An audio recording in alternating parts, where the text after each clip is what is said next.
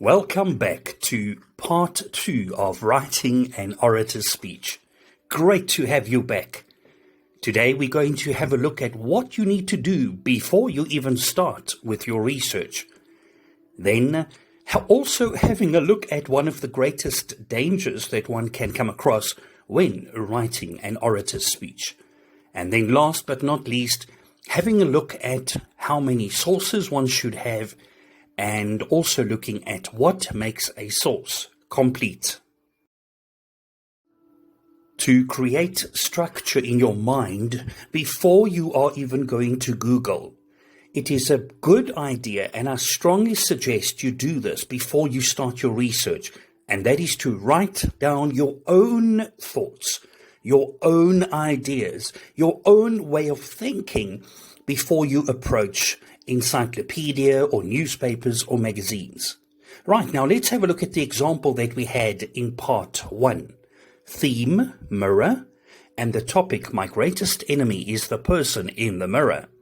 Now, I'm suggesting strongly that you write down your own ideas, your own thoughts, your own reasoning. Now, let's say you have decided, I am my greatest enemy because of my attitude. And then you write down attitude. Okay, what else could make me my greatest enemy? Because of how I speak about myself. I criticize myself. Okay, the power of words. Okay, what else could make me my greatest enemy? Yes, making promises and not acting on those promises. So then you write down not doing what you said. It could be that your body language is communicating one thing, but your words another. So maybe your body language could be the reason why you are your own greatest enemy. And then you think about this and you think about that, and why would I be my own greatest enemy? Yes, I can remember. Not having goals could be a reason why I am my own greatest enemy. So, Mom, Dad, I hope that you realize that there are a number of things that you can write down in the topic context. But please make sure that you write down your own thoughts, your own thinking, your own ideas before you start Googling. Fantastic. Now you have written down all your own ideas, your own thinking, your own arguments. And please note, it is not important as to, at this point in time, it is not important whether you're going to find sources for that. That's not the point. But the reason why I wanted you to write down your own thoughts is because you are now going to start doing research by using your own thoughts as a starting point to know what to look for. It gives definite structure to the research that is going to follow. You're going to start your research by using your own thoughts as a starting point to know what to look for. Before you start with your actual research using your own ideas as starting point, I want you to be warned. Danger, caution, stop, be careful, no entry. Please be aware that you as the author, the writer of this speech, may not write with the main aim of trying to please the adjudicators. You may never write with your main aim to try to please adjudicators. Why may you not make that your main aim?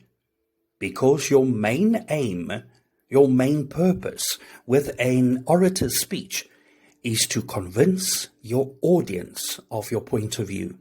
It is not to try to please the adjudicators.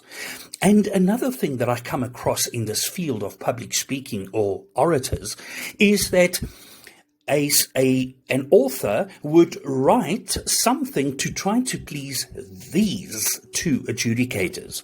And maybe it works. And your child does well with this speech with these 2 or 3 adjudicators. And then, what happens at the next competition? because there is definitely going to be 2 or 3 different adjudicators. So if you have written to please these adjudicators, and now at the next competition or at the next level of the competition, your child comes across a different set of, and I'm saying that in inverted commas, a different set of adjudicators, then it could happen potentially that the speech then falls flat. Your main aim with an orator speech is to convince your audience of your point of view and not to try to please adjudicators. Now that you know that you are not going to write with the main aim of trying to please adjudicators, you are going to start doing your research using your own thoughts as your starting point. Right, so now we're going to have a look at those own thoughts of yours: attitude, power of words, not doing what you said, body language, and not having goals. Right, now please note, for the sake of this video, I am going to use Google as the research tool. Now, please note, Google can give you articles, it can give you magazine articles, it can give you DVDs, it can give you lots and lots of information. Right, so how would you approach your research? How would you approach using your own thoughts to do the research? I mean, it's quite simple. You will go to what you have written down. Now, I'm going to use this as the example. You've written down that attitude could be a reason why you are your own greatest enemy, because the topic is, my greatest enemy is the person in the mirror. So, ma'am, sir, everything you say, everything you find must be must prove in some way or another that my greatest enemy is the person in the mirror. Said in another way, I am my own greatest enemy. So when you're going to Google something about attitude, please note, you are not supposed to find the meaning of the word attitude. Yes, that it could possibly be part of what you're going to write, but that's not the main aim. You are not there to inform your audience of what attitude means. No. Your main aim is to convince or to persuade your audience why attitude is the reason for why you say my greatest enemy is the person in the mirror. So you're going to have to find information that proves that point. What is the point? My greatest enemy is the person in the mirror. Why do you say that attitude is the reason for you being your own worst enemy? And then you move on to the next one, power of words. So why would words be the reason why you could be your own worst enemy? So it is no use you telling us how powerful words are. It's no use you telling us about research that was done that proves that words can have a negative impact on us. That in itself is not persuading. Yes, you will find the research that proves that words have a huge impact on the quality of our lives. And then you link that research to your topic, which is, my greatest enemy is the person in the mirror. So when we use the power of our words to our disadvantage, that can disempower us, then therefore we are the greatest enemy the person can see in the mirror. And then you're moving on to the next point, not doing what you said. You will find research about that. You will find research about body language, and you will find research about not having goals. But please note, it is not just about not having goals. Please link everything you find to your topic. So if you do not have goals, what does it mean in the context of the topic? Not having goals leads to this and this and this and this, according to this and this and this person, or this institute, or this research. And therefore, if I do not have goals, my greatest enemy is the person in the mirror. Now we get to the next question. How many sources should an orator's speech have? And the answer most of the time is 3 complete and authoritative sources. 1 source per argument. And please note, it must be a complete source, and we'll get to that just now. And it must be authoritative. It's not just the lady down the street saying so. It's not just you thinking so.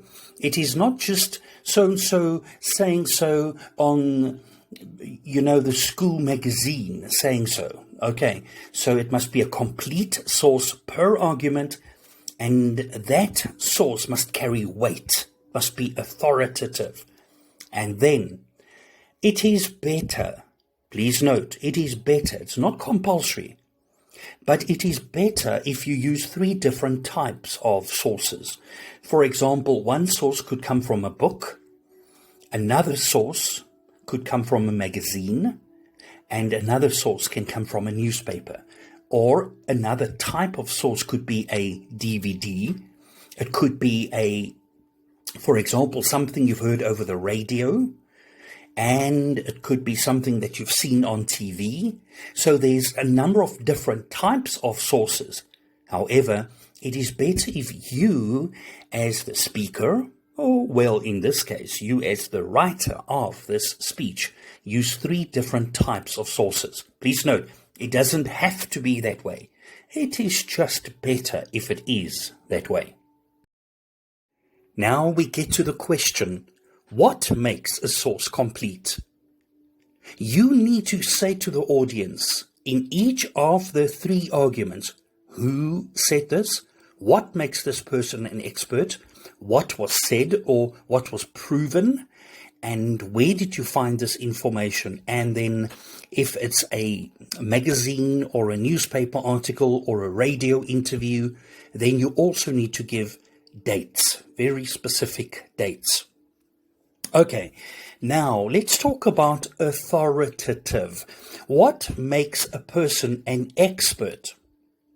Now, in the context of when we're talking about your attitude has an impact on whether you are your own best friend or your own worst enemy. If you are going to use the Minister of Finances as an example, then it is not appropriate to talk about the Minister of Finances saying something with regard to your attitude, and that's why you can be your own worst enemy. Because the field of expertise of the Minister of Finances is the country's economy and the financial situation and policies and so on. So yes, the Minister of Finance could be an expert in the field of finances. Yes. But is that person an authoritative figure in the context of specifically your topic? Let's give a different example. If you are talking, and this is a different topic, if you are talking about the need for health and, let's say, for example, the reason why it is important to brush your teeth twice a day, then someone being a dentist could be a good authoritative source, because a dentist may have an expert opinion with regard to this specific argument for a topic. All right, I hope that makes sense. Let's give a different example. Remember, we're talking about what makes a person an expert in the context of what you're trying to persuade your audience of. If you are, and I'm going back to this topic of ours, where you are saying my greatest enemy is the person in the mirror, and you are, for example, talking about not having goals, okay? Not having goals. Now, if your source is, for example, Jack Canfield, and Jack Canfield has already written 9 books regarding personal development, my question to you is, does this, in other words, you've given the name, Jack Canfield. Who is the person? Jack Canfield. What makes this person an expert? Jack Canfield has already written 8 books on the topic of personal development. Do you think that therefore Jack Canfield is an authoritative person to refer to in your speech? And I think so, yes. Yes. Then now you have informed the audience of what makes this person an expert. Then you need to move on to what was said, what was proven. Okay? Where did you find this information? And please note, for a book, you do not have to give a date. you do not have to give a date. Let's think about the following sources analytically. Dr. Miles Monroe writes in his book, Spirit of Leadership, that, okay, so the question I'm asking you is this a complete source? So Dr. Miles Monroe is the who. What did he say? Well, we're not going to elaborate on that now because we're not talking about a specific topic now. We just want to know whether this source in itself is complete or not. Did I say why Miles Monroe is an expert in a specific field? No, I did not. So this source is not complete. I've given the who and I've given the name of the book. Now remember, a book does not have to have a date. You do not have to give a date when you're referring to a book. All right? But I did not say what makes Miles Monroe an expert, and therefore this source is not complete. Right, let's have a look at the next one. The multimillionaire Donald Trump said in the Forbes magazine, 31st of May 2018 that, okay, so I said who said whatever? Donald Trump. Multimillionaire? No, I do not know yet. I do not know whether this makes Donald Trump, the fact that he's a multimillionaire, I do not know whether this makes him an authoritative expert in the context of what I'm trying to say. What am I trying to convince my audience of? But when we are going to talk about not having goals, and we refer to Donald Trump saying that we have to have goals, and if it had not been for him living a goal-directed life, he would not have been a multimillionaire. Then we know that Donald Trump is an authoritative figure in the context of what you are trying to persuade your audience of. Okay, there we see the word magazine, and the moment you see the word magazine, what are you supposed to give? A date. So the multimillionaire Donald Trump said in the Forbes magazine, 31st of May 2018, that whatever he said. Okay, so then we know that this is a complete source. Let's move on to the last one. Africa's top creativity expert, Dr. Kobus Neethling, wrote in his book, Am I Clever or Am I Stupid? That. Okay, so did I say who? Yes, Dr. Kobus Neethling. Where did I read this? In his book, Am I Clever or Am I Stupid? Because it's a book, I do not have to give a date. And what makes Dr. Kobus Neethling a specialist or an expert? Or what does make him an authoritative resource? He's Africa's top creativity expert. Now, if you are going to talk about attitude, then maybe this is not a good source. But if you are going to talk about how a lack of goals also makes us less creative, then this is a very good and complete source of information. We have come to the end of part 2.